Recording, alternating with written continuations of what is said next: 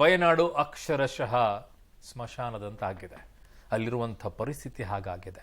ಮುಂಚೆ ಅದನ್ನು ಸ್ವರ್ಗ ಅಂತ ಕರಿತಾ ಇದ್ರು, ಈಗ ನರಕವೇ ಅಲ್ಲಿ ಆಯ್ತೇನೋ ಅನ್ನೋ ರೀತಿಯಲ್ಲಿ ದೃಶ್ಯಗಳು ಕಾಣಸಿಗ್ತಾ ಇದೆ. ಇವತ್ತು ಕೂಡ ಆಗದಿದ್ದಾರೆ. ಆ ಸಂದರ್ಭದಲ್ಲಿ ಸಿಕ್ಕಿರೋದು ಮನೆ ಆಸ್ತಿ ಪತ್ರಗಳು, ಚಿನ್ನಾಭರಣಗಳು. ಎಂಥ ಸಂಕಟ ಆಗಿರ್ಬೇಕಲ್ವಾ? ನೋಡಿ ಈ ದೃಶ್ಯವನ್ನು. ಸ್ಮಶಾನದಂತಾದ ವಯನಾಡು, ಮುಂಡಕ್ಕೈನಲ್ಲಿ ಕಲ್ಲುಗಳ ರಾಶಿ. 7ನೇ ದಿನವೂ ಕಾರ್ಯಾಚರಣೆ. ಪ್ರಪಾತದಲ್ಲಿ ಶವಗಳ ಹುಡುಕಾಟ. ಹಚ್ಚ ಹಸಿರಿನಿಂದ ಕಂಗೊಳಿಸಿ ಪ್ರವಾಸಿಗರನ್ನ ಕೈಬೀಸಿ ಕರೀತಾ ಇದ್ದ ವಯನಾಡು ಈಗ ಸ್ಮಶಾನದಂತಾಗಿದೆ. 400ಕ್ಕೂ ಅಧಿಕ ಮಂದಿ ಮೃತಪಟ್ಟಿದ್ದು, ಕ್ಷಣ ಕ್ಷಣಕ್ಕೂ ಸಾವಿನ ಸಂಖ್ಯೆ ಏರಿಕೆಯಾಗ್ತಾನೇ ಇದೆ. 180ಕ್ಕೂ ಅಧಿಕ ಮಂದಿ ಕಣ್ಮರೆಯಾಗಿದ್ದು, 66 ಮಂದಿಯ ಗುರುತೆ ಸಿಕ್ಕಿಲ್ಲ. ಈ ಮಧ್ಯೆ ಚೂರಲ್ಮಲ, ಮುಂಡಕ್ಕೈನಲ್ಲಿ 7ನೇ ದಿನವೂ ಕೂಡ ಕಾರ್ಯಾಚರಣೆ ಚುರುಕುಗೊಂಡಿದೆ. 3000ಕ್ಕೂ ಅಧಿಕ ಜನರು ಶವಗಳ ಹುಡುಕಾಟದಲ್ಲಿ ಭಾಗಿಯಾಗಿದ್ದಾರೆ. ಕೆಸರು, ಬಂಡೆಗಳು, ಪ್ರಪಾತದಲ್ಲಿ ಶವಗಳಿಗಾಗಿ ಶೋಧ ಕಾರ್ಯ ನಡೆಸಲಾಗ್ತಾ ಇದೆ. ಜೆಸಿಬಿಗಳಿಂದಲೂ ಆಪರೇಷನ್ ನಡೀತಿದೆ. ಮತ್ತೊಂದು ಕಡೆ ಎನ್ಡಿಆರ್ಎಫ್, ಮಿಲಿಟರಿ, ಸ್ವಯಂ ಸೇವಕರಿಂದಲೂ ಕೂಡ ಚಾಲಿಯಾರ್ ನದಿಯ ದಡದಲ್ಲೂ ಶೋಧ ನಡೆಸಲಾಗ್ತಿದೆ. ಎಲ್ಲವನ್ನ ಕಳೆದುಕೊಂಡು ದುರಂತದಲ್ಲಿ ಬಚಾವಾದವರು ಬಿಕ್ಕಿ ಬಿಕ್ಕಿ ಅಳ್ತಿದ್ದಾರೆ. ಮುಂದೇನು, ಎಲ್ಲಿ ಹೋಗೋದು, ನಮಗ್ಯಾರ ಗತಿ ಅಂಥೇಳಿ ದಿಕ್ಕು ತೋಚದಂತೆ ಕುಳಿತಿದ್ದಾರೆ. ಭೂಕುಸಿತದ ಪ್ರಕರಣದಿಂದ ದೇವರನಾಡು ಕೇರಳ ತತ್ತರಿಸಿ ಹೋಗಿದೆ. ಇದೀಗ ನಾನು ಚೂರಲ್ಮಲದ ಬಳಿ ಇದ್ದೀನಿ. ಚೂರಲ್ಮಲ ಬಳಿ ಕೂಡ ಈಗಾಗಲೇ ಶವಗಳಿಗಾಗಿ ಶೋಧ ಕಾರ್ಯ ಕೂಡ ಮುಂದುವರೆದಿರ್ತಕ್ಕಂಥದ್ದನ್ನು ನಾವು ಕಾಣಬಹುದು. ಇಂದಿಗೆ ಘಟನೆ ನಡೆದು 7 ದಿನಗಳಾಯಿತು. 7 ದಿನಗಳಿಂದ ಕೂಡ ಸತತವಾಗಿ 3000ಕ್ಕೂ ಹೆಚ್ಚು ಸಿಬ್ಬಂದಿ ಒಂದು ಕಾರ್ಯಾಚರಣೆಯಲ್ಲಿ ಭಾಗಿಯಾಗಿರ್ತಕ್ಕಂಥದ್ದು. ಈ ಕಾರ್ಯಾಚರಣೆಯ ಜೊತೆಗೆ ಸ್ವಯಂ ಸೇವಕರು ಕೂಡ ಸಾಥವನ್ನು ಕೊಡ್ತಾ ಇರ್ತಕ್ಕಂಥದ್ದನ್ನು ನಾವು ಕಾಣ್ಬೋದು. ನೀವು ದೃಶ್ಯಗಳು ಕೂಡ ಗಮನಿಸ್ಬೋದು. ಅದು ಪುಂಜರಿ ವಟ್ಟಂ ಎಂಬ ಸ್ಥಳ. ಮೊದಲಿಗೆ ಲ್ಯಾಂಡ್ ಸ್ಲೈಡ್ ಆಗಿದ್ದೆ ಆ ಒಂದು ಸ್ಥಳದಿಂದ. ಆ ಒಂದು ಸ್ಥಳದಲ್ಲಿ ಸಂಭವಿಸಿದಂಥ ಲ್ಯಾಂಡ್ ಸ್ಲೈಡಿಂದ ಬಂಡೆಗಲ್ಲುಗಳೇ ಉರುಳಿ ಬಂದಿರತಕ್ಕಂಥದ್ದು ನಾವು ಕಾಣ್ತಾ ಇದ್ದೀವಿ. ಇಲ್ಲಿಂದ ಸುಮಾರು 1.5-2 ಕಿಲೋಮೀಟರ್ನಷ್ಟು ದೂರದಲ್ಲಿರ್ತಕ್ಕಂಥದ್ದು. ಆ ದೂರದಲ್ಲಿರ್ತಕ್ಕಂಥ ಪ್ರದೇಶದಿಂದ ಅಂದರೆ ಮೇಲ್ಭಾಗದಲ್ಲಿರ್ತಕ್ಕಂಥ ಹಿನ್ನೆಲೆಯಲ್ಲಿ ದಪ್ಪವಾದಂಥ ಬಂಡೆಗಲ್ಲುಗಳೇ ಚೆಂಡಿನ ರೂಪದಲ್ಲಿ ಹರಿದು ಬಂದಿದೆ. ಆ ಹಿನ್ನೆಲೆಯಲ್ಲಿ 3 ಗ್ರಾಮಗಳು ಸಂಪೂರ್ಣವಾಗಿ ಕೊಚ್ಚಿ ಹೋಗಿರ್ತಕ್ಕಂಥದ್ದು ನಾವು ಕಾಣ್ತಾ ಇದ್ದೀವಿ. ಪ್ರಮುಖವಾಗಿ ಪುಂಜರಿ ವಟ್ಟಂ ಮತ್ತು ಮುಂಡಕೈ ಹಾಗೂ ಚೂರಲ್ಮಲ 3 ಗ್ರಾಮದಲ್ಲೂ ಕೂಡ ಈಗಾಗಲೇ ಸ್ಮಶಾನ ಮೌನ ಆವರಿಸಿರ್ತಕ್ಕಂಥದ್ದು ನಾವು ಕಾಣ್ತಾ ಇದ್ದೀವಿ. ಕೆಸರು ಬಂಡೆಗಳ ಮಧ್ಯೆ ದಾಖಲೆ ಚಿನ್ನ. ದುರಂತದ ಸ್ಥಳದಲ್ಲಿ ಕಾಣ್ತಿವೆ ಕಣ್ಣೀರ ದೃಶ್ಯಗಳು. ಇನ್ನು ದುರಂತ ನಡೆದ ಸ್ಥಳದಲ್ಲಿ ಹೃದಯ ಚುರುಕನ್ನುವಂತಹ ದೃಶ್ಯಗಳು ಕಂಡು ಬರ್ತಿದೆ. ಮನೆ ಮಂದಿಯನ್ನೆಲ್ಲ ಕಳೆದುಕೊಂಡು ಏಕಾಂಗಿಯಾಗಿರುವ ಜನ ಒಂದು ಕಡೆಯಾದ್ರೆ, ಮತ್ತೊಂದು ಕಡೆ ಮುಂಡಕ್ಕೈನ ಕೆಸರಿನಲ್ಲಿ ಮನೆಯ ದಾಖಲಾತಿ ಪತ್ರಗಳು, ಚಿನ್ನಾಭರಣಗಳು ಸ್ವಯಂ ಸೇವಕರ ತಂಡಕ್ಕೆ ಸಿಕ್ತಿದ್ದು, ಅದರಲ್ಲಿ ಚಿನ್ನದ ಸರ, ಮಾಂಗಲ್ಯದ ಸರ, ಓಲೆ ಉಂಗುರಗಳು ಕೂಡ ಪತ್ತೆಯಾಗಿವೆ. ಎಲ್ಲವನ್ನು ಪೊಲೀಸ್ ಅಧಿಕಾರಿಗಳಿಗೆ ಒಪ್ಪಿಸಿ ಯುವಕರ ಟೀಮ್ ಪ್ರಾಮಾಣಿಕತೆ ಮೆರೆದಿದೆ. ಈ ಶವಗಳ ಹುಡುಕಾಟದ ನಡುವೆ ಕೆಲವೊಂದು ಮನೆಯ ಡಾಕ್ಯುಮೆಂಟ್ಸ್ಗಳು ಕೂಡ ಪತ್ತೆಯಾಗಿರ್ತಕ್ಕಂಥದ್ದನ್ನು ನಾವು ಕಾಣ್ತಾ ಇದ್ದೀವಿ. ಇದೀಗ ಸ್ವಯಂ ಸೇವಕರು ಅದನ್ನು ಪತ್ತೆ ಹಚ್ಚಿರ್ತಕ್ಕಂಥದ್ದು. 7 ದಿವಸ ಆಯ್ತು ನಾವು ಇಲ್ಲಿ ಸರ್ಚಿಂಗ್ ಮಾಡ್ತಾ ಇರುವುದು. ಅದು ನಿನ್ನೆ ನಮಗೆ ಸ್ವಲ್ಪ ಡಾಕ್ಯುಮೆಂಟ್ಸ್ ಕಾರ್ಯಗಳಲ್ಲಿ ಸಿಕ್ಕಿರುತ್ತದೆ.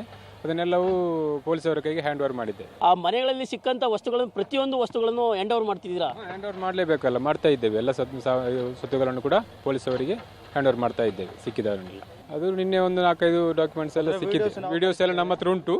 ನಾವು ಅವರಿಗೆ ಬೇಕಾದವರಿಗೆ ಕೊಟ್ಟಿದ್ದೇವೆ ವಿಡಿಯೋಸ್ ಎಲ್ಲ. ಅದರದ್ದು ಮನೆ ಡಾಕ್ಯುಮೆಂಟ್ಸ್ ವಿಡಿಯೋಸ್ ಎಲ್ಲ ಉಂಟು ನಮ್ಮ ಹತ್ರ. ನಾವೆಲ್ಲ ಕೊಟ್ಟಿದ್ದೇವೆ ಬೇಕಾದವರಿಗೆ ಎಲ್ಲ. ವಯನಾಡಿಗಾಗಿ ಮಿಡಿದ ಹೃದಯಗಳು. ಸಂತ್ರಸ್ತರಿಗೆ ನೆರವು, ಅಗತ್ಯ ವಸ್ತುಗಳ ಪೂರೈಕೆ.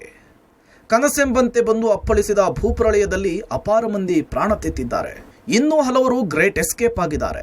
ಆದರೆ ಇವರ ಮನೆಗಳೆಲ್ಲ ನಾಮಾವಶೇಷವಾಗಿದ್ದು, ಮುಂದಿನ ಜೀವನದ ಬಗ್ಗೆ ಸಂತ್ರಸ್ತರು ಆತಂಕಕ್ಕೊಳಗಾಗಿದ್ದಾರೆ. ಈ ಸಮಯದಲ್ಲಿ ವಯನಾಡಿಗಾಗಿ ಇಡೀ ದೇಶವೇ ಸಹಾಯ ಹಸ್ತ ಚಾಚಿದೆ. ಹಣ, ಅಗತ್ಯ ಸಾಮಗ್ರಿಗಳನ್ನು ರವಾನಿಸಲಾಗ್ತಿದೆ. ಮೈಸೂರಿನಿಂದ 30 ಲಕ್ಷ ರೂಪಾಯಿ ಮೌಲ್ಯದ ಅಗತ್ಯ ಸಾಮಗ್ರಿಗಳನ್ನು ರವಾನಿಸಲಾಗಿದೆ. ದೇವ್ರೆ, ನಾವು ಬದುಕಿದ್ದೇ ಪವಾಡ. ಬದುಕುಳಿದವರ ಕಣ್ಣೀರ ಕಥೆಗಳು. ಇನ್ನು ಭೀಕರ ಭೂಪ್ರಳಯಕ್ಕೆ ವಯನಾಡು ಬೆಚ್ಚಿ ಬಿದ್ದಿದೆ. ಪವಾಡವೆಂಬಂತೆ ಹಲವರು ಪ್ರಾಣವನ್ನು ಉಳಿಸಿಕೊಂಡಿದ್ದಾರೆ. ಅವರ ಮಾತುಗಳು ನಿಜಕ್ಕೂ ಕಣ್ಣೀರು ತರಿಸುತ್ತೆ. ಸಾವಿನ ದವಡೆಯಿಂದ ಪಾರಾದ ಬಗ್ಗೆ ಸುಜಾತ, ಮಗೇಶ್ ದಂಪತಿಗಳು ಹೇಳಿದ್ದು ಹೀಗೆ. ದುಮ್ಕೊಟ್ಟು ಇದೇ ತರ ಕಾಡ್ ಕಂಡಾಗಿತ್ತು. ನಮ್ಮ ಈ ರೋಡ್ ಕಂಪ್ಲೀಟ್ ಹೊಂಟೋಯ್ತು. ಬೇರೆ ಕಡೆಯಿಂದ ಅದಂತ ಕಾಡ್ಲಿ ಎಳ್ಕೊಂಡು ದುಮ್ಕೊಡದ್ದು ನಾವು. ಹಿಂದ್ಗಡೆ ಬಾಗಿಲಿಂದ ಮುಂದ್ಗಡೆ ನಮ್ಗೆ ಈಗಲೂ ಹೋಗೋಕ್ಕಾಗಲ್ಲ. ಹಿಂಬಾಗಿಂದ ನಾವು ಹೊಡ್ದ ಕತ್ಲ ಮಳೆ ಬೇರೆ ಸುರಿತಾಯ್ತು. ನನ್ನ ಮಕ್ಕೆಲ್ಲ ಬಿದ್ದು ಎದ್ದೋಗಿರೋದು. ಕಾಲಿಗೂ ಹುಷಾರಿಲ್ಲ. ನನ್ನ ಮಗನಲ್ಲಿ ಎಳ್ಕೊಂಡು ನಾವು ಓಡಿರೋದು.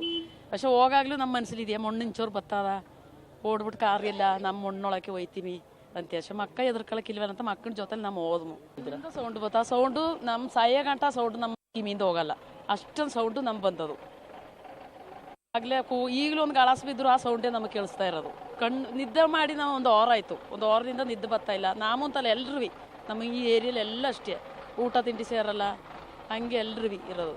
ಗಮನ ಸೆಳೆದ ವಯನಾಡು ಡಿಸಿ ಕನ್ನಡತಿ ಮೇಘಶ್ರೀ ಕಾರ್ಯಕ್ಕೆ ಮೆಚ್ಚುಗೆ. ದುರಂತದ ಬಳಿಕ ವಯನಾಡು ಜಿಲ್ಲಾಡಳಿತ ಹಗಲು ಇರುಳು ಎನ್ನದೆ ದುಡಿತಾ ಇದೆ. ಈ ನಡುವೆ ಜಿಲ್ಲಾಧಿಕಾರಿ ಕನ್ನಡತಿ ತಮ್ಮ ಉತ್ತಮ ಕೆಲಸದ ಮೂಲಕ ಜನರ ಗಮನ ಸೆಳೆದಿದ್ದಾರೆ. ಚಿತ್ರದುರ್ಗ ಜಿಲ್ಲೆಯ ಚಳ್ಳಕೆರೆ ತಾಲೂಕಿನ ದೊಡ್ಡೇರಿ ಗ್ರಾಮದವರಾಗಿರುವ ಡಿಸಿ ಮೇಘಶ್ರೀ 20 ದಿನಗಳ ಹಿಂದಷ್ಟೇ ಅಧಿಕಾರವನ್ನು ವಹಿಸಿಕೊಂಡಿದ್ರು. ಜಿಲ್ಲಾಧಿಕಾರಿಯಾಗಿ ಆಗಮಿಸಿದ ಕೆಲವೇ ದಿನಗಳಲ್ಲಿ ಅವರು ಅತಿ ದೊಡ್ಡ ಸವಾಲನ್ನು ಎದುರಿಸಿದ್ದಾರೆ. ಮೇಘಶ್ರೀ ಅವರ ಕಾರ್ಯಕ್ಕೆ ವ್ಯಾಪಕ ಮೆಚ್ಚುಗೆ ವ್ಯಕ್ತವಾಗ್ತಿದೆ. ನನ್ನ ಸೊಸೆ ಡಿ ಸಿ ಆಗಿ ವಯನಾಡಿನಲ್ಲಿ ಮೇಘಶ್ರೀ ವರ್ಕ್ ಮಾಡ್ತಾ ಇದ್ದಾಳೆ. ಅಲ್ಲಿ ಹೋಗಿ ಸುಮಾರು 15-20 ದಿವಸ ಆಗಿರ್ಬೋದು ಚಾರ್ಜ್ ತೊಗೊಂಡು. ಇನ್ನೂ ಆ ಜಿಲ್ಲಾ ಸಹಿತ ಹೆಚ್ಚು ಪರಿಚಯ ಇಲ್ಲ ಅವ್ರಿಗೆ. ಆದರೂ ಇಂಥ ಒಂದು ಕಷ್ಟದ ಒಂದು ಇದರಲ್ಲಿ ಸಂದಿಗ್ಧ ಸ್ಥಿತಿನಲ್ಲಿ ಅವಳು ನೌಕರಿ ಮಾಡಬೇಕಾದಂಥ ಸ್ಥಿತಿ ಒದಗಿದೆ. ಚಿಕ್ಕ ಮಕ್ಕಳು ಮನೆಯಲ್ಲಿ ಇವರು ಆ ಘಟನೆ ನಡೆದ 1 ಗಂಟೆ ಒಳಗೇನೆ ಆ ಸ್ಪಾಟ್ಗೆ ಹೋಗಿದ್ದಾರೆ. ನಿರಂತರವಾಗಿ ಇವತ್ತಿನವರೆಗೂ ಸುಮಾರು ರಾತ್ರಿ ಹಗಲು 2-3 ಗಂಟೆವರೆಗೂ ವರ್ಕ್ ಮಾಡ್ತಿದ್ದಾರೆ. ಭಾಳ ಕಷ್ಟದಲ್ಲಿರ್ತಕ್ಕಂಥವ್ರಿಗೆ ತುಂಬ ಧೈರ್ಯವಾಗಿ ಬಹಳ ಉತ್ಸಾಹದಿಂದ ಅವರು ಕಾರ್ಯನಿರ್ವಹಿಸ್ತಾರೆ. ಒಟ್ನಲ್ಲಿ ವಯನಾಡು ದುರಂತ ನಡೆದು 7 ದಿನ ಕಳೆದಿದೆ. ಮೃತರ ಸಂಖ್ಯೆ 400ರ ಗಡಿ ದಾಟಿದ್ದು ನಾಪತ್ತೆಯಾದವರಿಗಾಗಿ ಕಾರ್ಯಾಚರಣೆ ಚುರುಕುಗೊಂಡಿದೆ.